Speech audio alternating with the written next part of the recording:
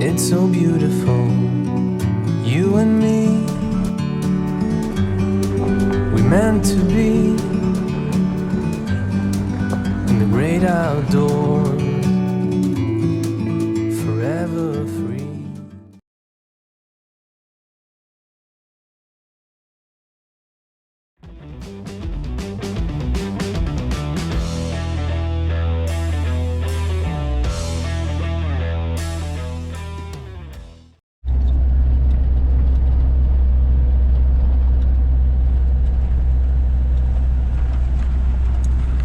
Au premier col à 2300, je sais plus combien, sur la route de Maigry.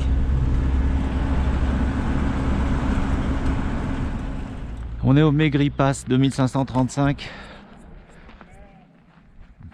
C'est un des plus hauts cols de la région. Toutes les montagnes autour sont à plus de 3000, 3200, 3300. On a une belle vue sur la vallée qui descend à Maigry là-bas. Les Camas ils continuent à rouler comme des sauvages. L'altitude ça leur fait pas peur.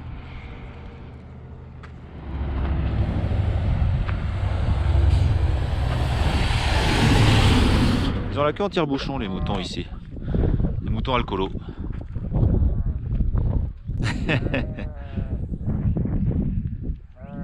Il y en a un qui était en retard. Soit il est aveugle, il n'a pas vu ses copains partir, soit il est sourd, il les entend pas appeler. Mais là il arrive là. Bah alors? Bah oui. Les camions iraniens ils sont comme des dératés là.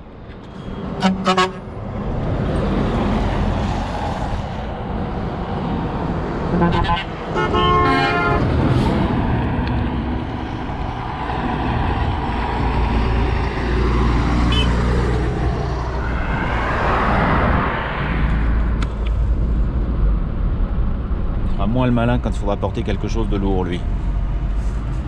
Ça faisait longtemps qu'on n'avait pas eu d'amis.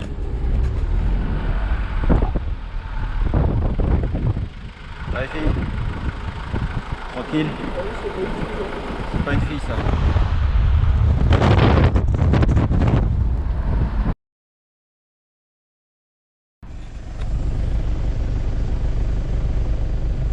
Je rappelle que Tabriz est en Iran. Moskvitch 412, année 65. Grille d'égout en fer à béton. C'est solide. Centre-ville de Maigry, on est garé là-bas et on va manger, on va essayer d'aller manger dans un restaurant qui s'appelle Merci. Ça commence pas mal. On est assez content d'être là. D'abord on n'avait pas faim et puis finalement depuis qu'on est assis ça va nettement mieux. La situation s'améliore progressivement. Au début on voulait prendre une salade pour deux, finalement on a pris une salade et une pizza. Par respect pour la petite serveuse. Et puis déjà qu'on ne peut pas boire de bière parce que le maximum autorisé en Arménie c'est 0. C'est pas beaucoup 0 quand même. Alors c'est pas négatif, mais c'est quand même pas énorme. Je me rattraperai ce soir je pense, quand la voiture sera rangée. Et après normalement on descend plein sud pendant 5 km et on espère tomber sur le fameux corridor humanitaro-administrativo-militaire entre les deux parties de l'Azerbaïdjan qui relie le Nakhitchevan à l'ouest et l'Azerbaïdjan le Grand à l'est. Et on espère apprendre plein de choses sur cette route qui longe l'Arax, le fleuve Arax, donc qui fait la séparation entre l'Arménie et l'Iran. Et on verra de l'autre côté de la rivière l'Iran, quand même, qu'on n'a jamais vu de ce côté-là, qu'on avait vu depuis la Turquie, mais on n'avait vu que des miradors. C'est rien, c'est un Arménien qui se gare avec une Lada. On a l'impression que c'est Hiroshima, mais ça va. Elle fait 1,4 kg ma pizza et j'ai pas faim. On quitte le resto de Maigry, on a 2 km à faire pour arriver à la frontière entre l'Arménie et l'Iran.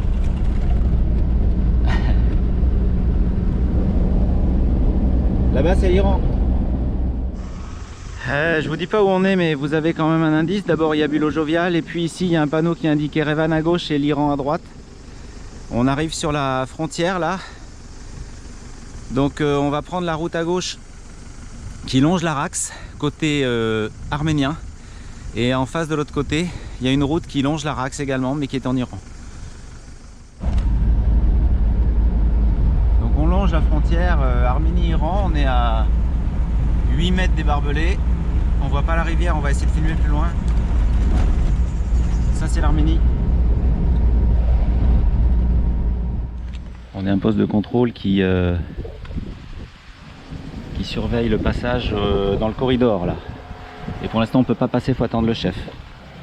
On vient de quitter le corridor, on n'a pas pu filmer, on est dégoûté mais c'était génial. On a longé l'Araxe qui était hyper boueux. On était à vol d'oiseau, je dirais 200 mètres de l'Iran, on voyait les voitures, on voyait pas les plaques mais on voyait les voitures, on les a saluées. Et là on remonte vers le nord pour aller à Kapan. On a discuté avec la police là, qui nous a contrôlé à l'entrée et à la sortie. Ah c'est des paysages, alors c'est vrai que c'est un peu aride, moi j'adore. Mais et là on est sur une route, je crois qu'on va avoir d'autres sensations encore originales parce que je pense qu'on va être tout seul. On va faire 80 km quasi seul parce que personne ne vient ici par cette route là, tout le monde prend l'autre maintenant et ils étaient surpris de nous voir.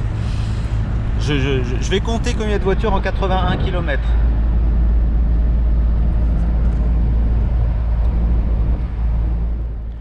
On est sur la route qui remonte vers Kapan, kilomètre 37 pour nous, il en reste 54, on a mis déjà plus d'une heure. Ça n'a aucune importance. On est dans un des endroits les plus beaux d'Arménie. Quand on aime la montagne, c'est magique. Donc là, non mais là c'est un poteau, ça compte pas. On arrive. Les chaînes de montagne en Iran, disais-je, j'ai zoomé un petit peu pour que vous puissiez voir tout en bas la vallée de l'Araxe où on était tout à l'heure, avec même la route iranienne qui apparaît sur la rive droite. Et puis plus on va vers l'ouest, plus il y a des montagnes hautes là-bas qui font la frontière entre l'Iran et la Turquie. Et par là-bas, c'est le Nakhichevan, l'exclave azerbaïdjanaise, qui longe ensuite de nouveau l'Arménie.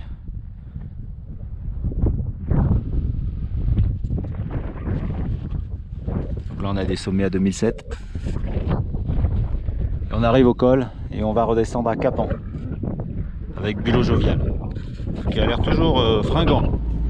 On longe la frontière, on peut dire qu'on est au mètre près puisque de l'autre côté de la rambarde c'est l'Azerbaïdjan.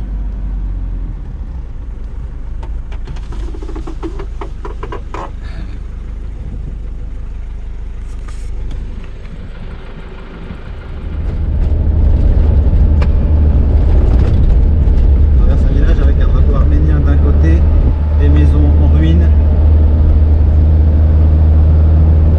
Et dans le bas, il y a une autre maison qui n'a pas le même drapeau.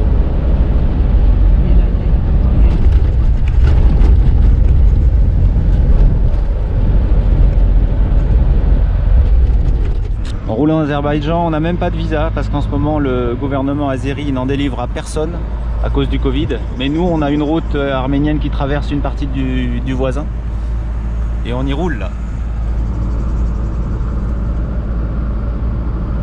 On va croiser un gros camion. J'espère qu'il est sur sa voie. Ça va, c'est un Iranien. Nick Gaz, sa marque c'est Nick Gaz. Ça commence pas mal. On traverse Goris en direction de Sissian et Erevan. On suit un camion iranien et un taxi Jigouli 1600. On est tous à peu près à la même vitesse, on est tous contents.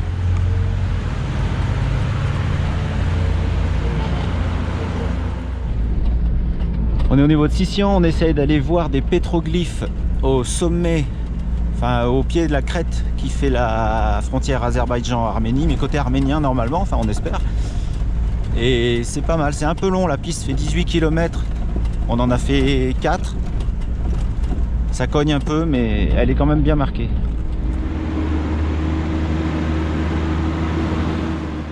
Donc on monte au niveau de Sissian, au nord de Sissian, vers la frontière azérie, sur une piste qui n'est pas du tout balisée mais qui est relativement correcte, bon très caillouteuse, pas agréable du tout.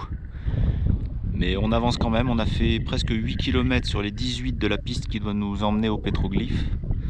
On va repiquer à gauche là-bas pour franchir un mamelon. Et on va par là-haut, je sais pas où exactement. Là, on a vraiment besoin du GPS parce que d'habitude on s'en sort à peu près sans, mais là, il y a tellement de pistes autour des champs qui bifurquent dans tous les sens qu'on n'a pas le choix.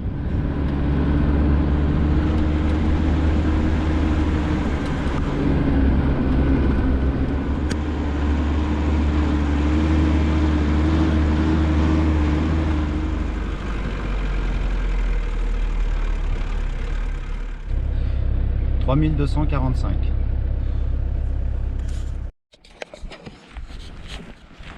On est encore à la frontière, je filme un tout petit peu là-bas, les casemates, discrètement.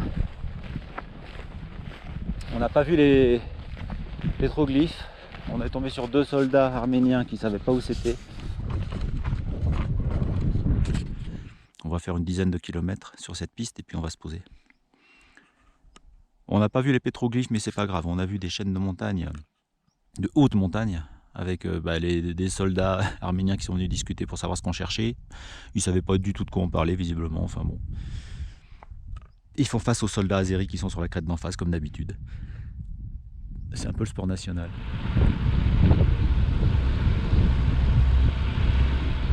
Et puis on est redescendu dans ce petit vallon ici pour passer la nuit et puis demain se diriger vers Erevan tranquillement parce que on a toujours besoin de ces fameux tests PCR pour la Géorgie qui nous prennent bien la tête. En tout cas moi ça me gonfle, mais bon, si on veut pas rester ici toute notre vie, il va falloir le faire.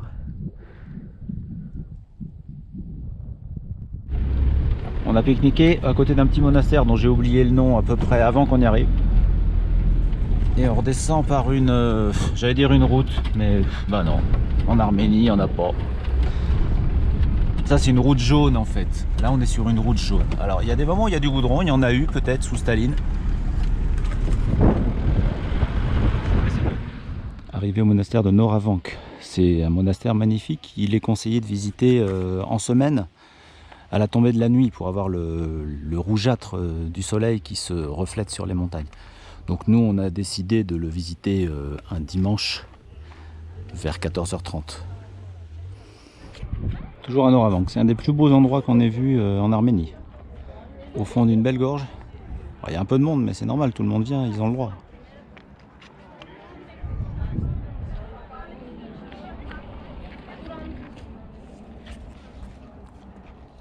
Ah, vous avez voulu monter mais il faut redescendre maintenant, oui. Il fallait y penser avant. Ouais. Avec un bébé dans les bras, c'est plus drôle. Ah oui, ils vont sauter. Ils s'entraînent, ils attendent qu'on les filme. Je filme, c'est bon, allez-y. C'est malade.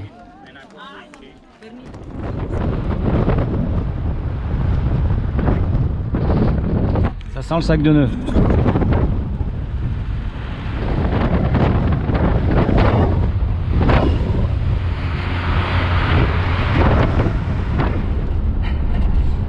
On est en Arménie face au Nakhichevan azerbaïdjanais et on va voir le mont Ararat dans le virage.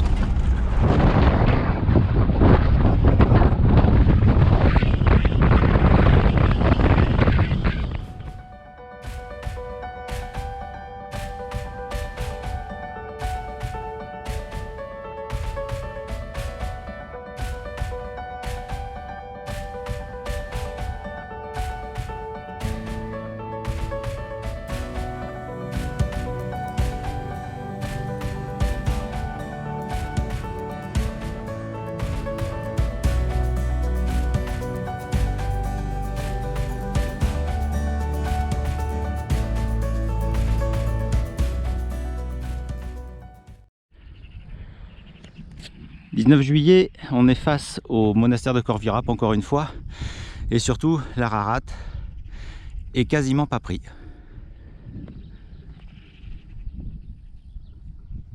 J'ai les coordonnées de ce bivouac si ça intéresse quelqu'un.